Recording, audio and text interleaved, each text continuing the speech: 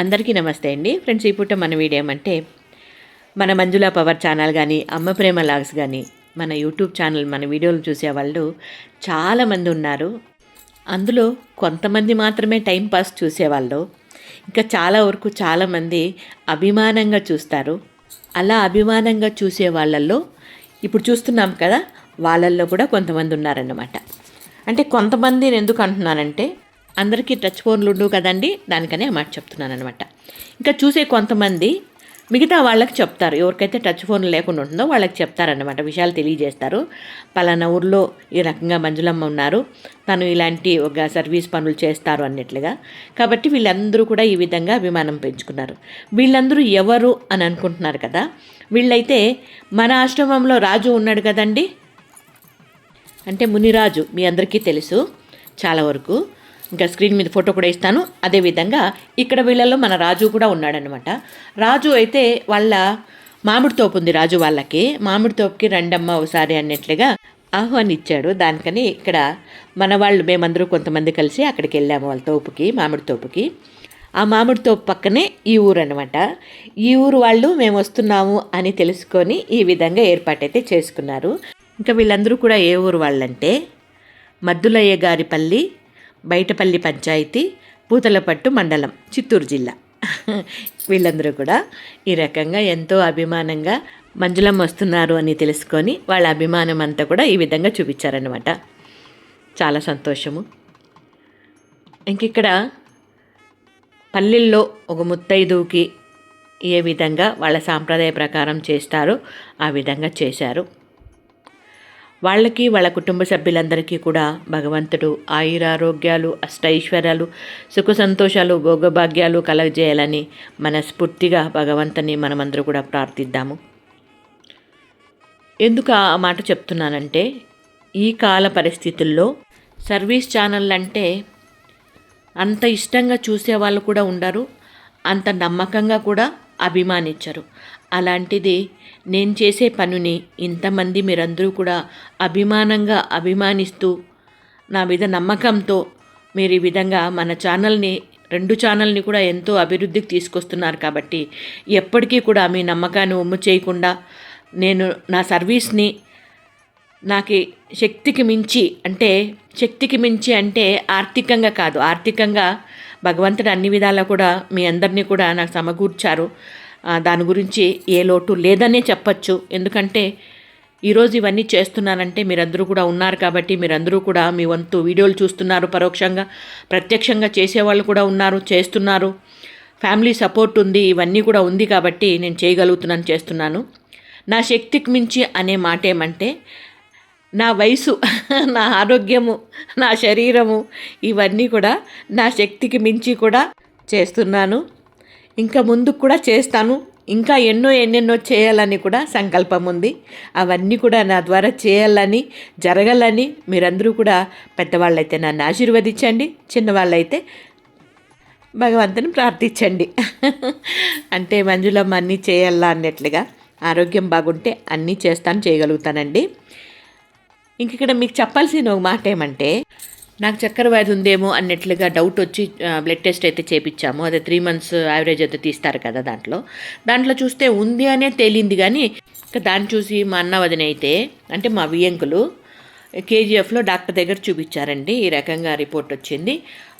ఎట్లా ట్రీట్మెంట్ ఏమైనా తీసుకోవాలన్నా, అంటే ట్యాబ్లెట్స్ ఏమన్నా వేసుకోవాలన్నా అన్నట్లుగా డాక్టర్ చూసి ఏమన్నారంటే మీ వయసుకి రేంజ్లో ఉండొచ్చు, ఇబ్బంది అయితే ఏమీ లేదు అన్నట్లుగా. కాకపోతే నాకు కొంచెం అంటే సుస్తుగా కళ్ళు తిరిగేలాగా అనిపిస్తూ ఉంది కదా, దానికని చిన్న డోస్ అయితే స్టార్ట్ చేద్దాము అన్నట్లుగా డోస్ అయితే స్టార్ట్ చేశారు. ఇంకా ఆ ట్యాబ్లెట్స్ వేసుకోవడం వల్ల నాకేమైందంటే పూర్తిగా అసలు నా శరీరం నా కంట్రోల్లో లేకుండా తులి పడిపోయేటట్టుగా అట్లా అయిపోయిందనమాట. దానికనే పూర్తిగా ట్యాబ్లెట్స్ మానేశాను. ఇప్పుడైతే ఏ ట్యాబ్లెట్ వేసుకోవడం లేదు. కాకపోతే ఇప్పుడు ఏ ఇది లేదు, అన్ని రకాల కూడా బాగానే ఉంది, ఇబ్బంది అయితే ఏమీ పెట్టలేదు, నార్మల్గా ఉన్నానన్నమాట.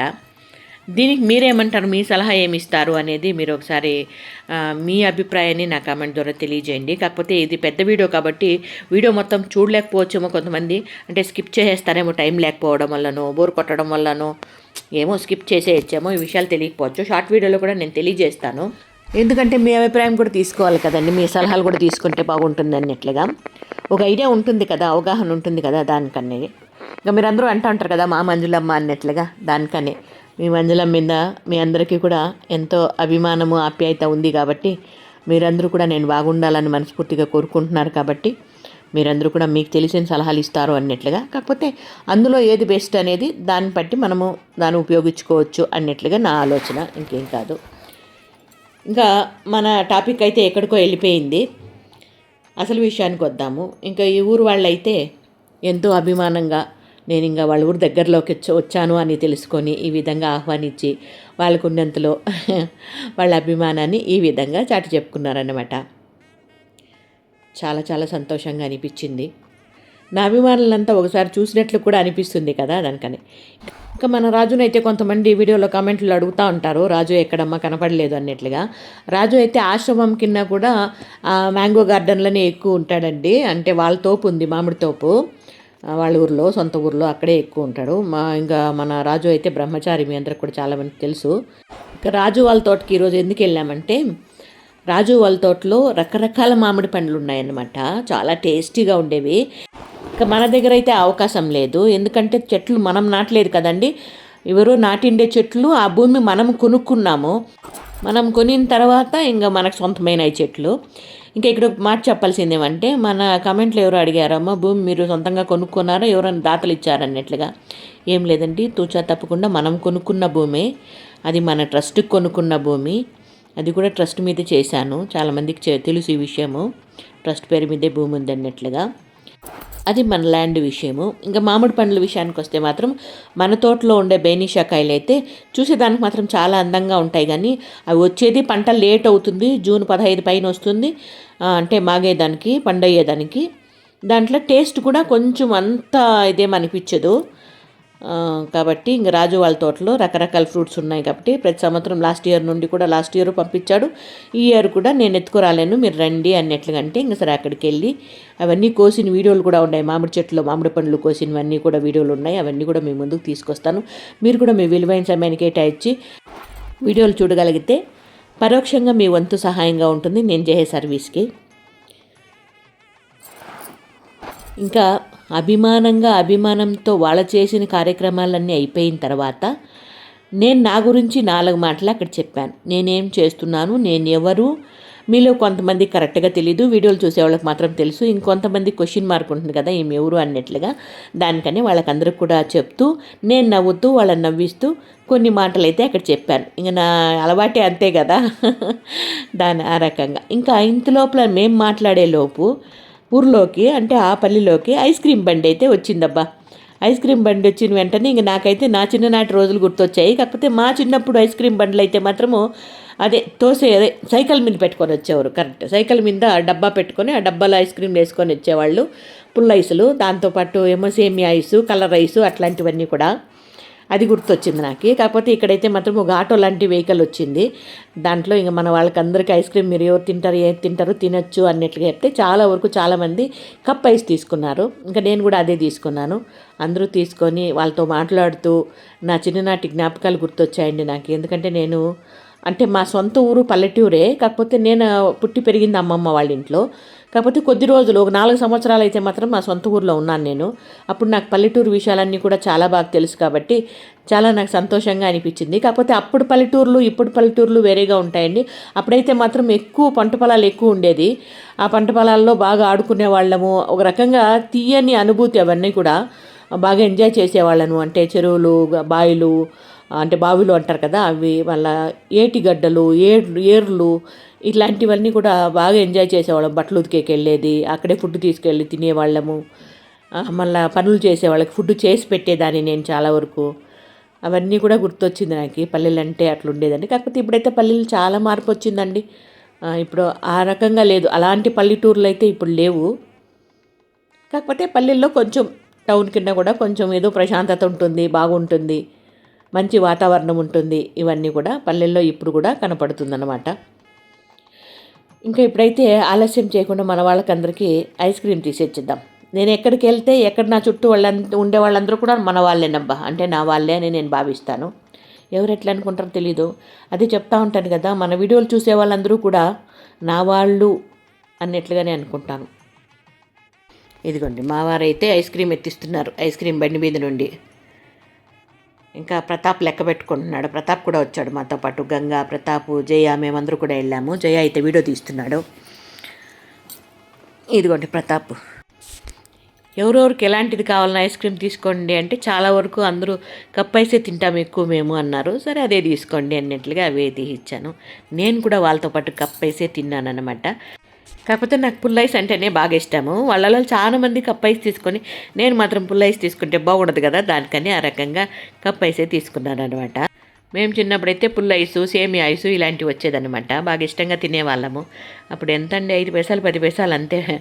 ఆ రకంగా తీసుకొని తినేవాళ్ళు. పుల్ ఐసులు, మళ్ళీ ఏమంటే సోన్ పప్పడి, పీచు మిఠాయిలు, పప్పర్మింట్లు, బబుల్ గమ్లు, కంబర్ కట్లు ఇలాంటివన్నీ కూడా వచ్చేవన్నమాట. ఇంకా ఎన్నెన్నో అవన్నీ కూడా అప్పుడప్పుడు గుర్తొస్తాయి. అప్పుడు ఆడే ఆటలు, తినే తిండి, తిట్టించుకునే తిట్లు, పెద్దవాళ్ళు కొట్టే దెబ్బలు, వాళ్ళ పైకి చూపించకపోయినా ప్రేమని, ఆ ప్రేమను బాధ్యతగా పెంచే పెంపకము, ఇవన్నీ కూడా అప్పుడప్పుడు గుర్తొస్తాయి. కాకపోతే ఆ రోజులు మళ్ళీ రావు కదండి. ఆ రకంగా ఈ ఊరికి వెళ్ళినప్పుడు నాకు నా చిన్ననాటి రోజులన్నీ కూడా ఏదో పాటో ఏదో ఉంది కదండి, డైలాగో గుర్తుకొస్తున్నాయి అన్నట్లుగా ఆ రకంగా అన్నీ గుర్తుకొచ్చాయన్నమాట. ఇక్కడ వీళ్ళకి చెప్పిన మాట ఏమంటే, ఇన్ని రోజులు నన్ను వీడియోలో చూశారు, ఇప్పుడు డైరెక్ట్గా నేను మీ ఊరికి వచ్చాను అంటే, కాదమ్మా మేమే పిలిపించుకున్నాము అన్నట్లుగా అన్నారు.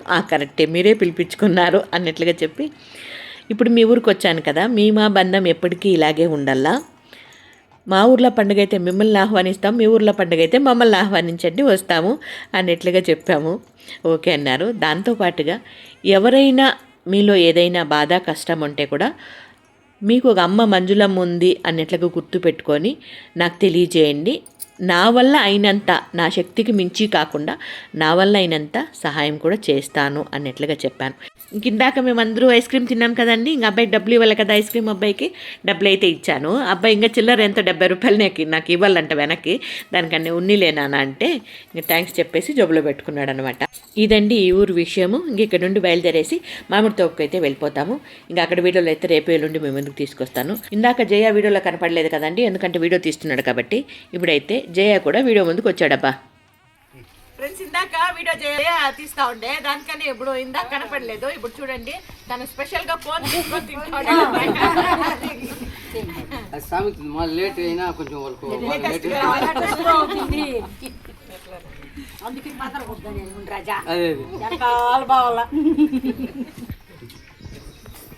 ఇది ఇప్పుడు మన చిన్ని వీడియో నచ్చితే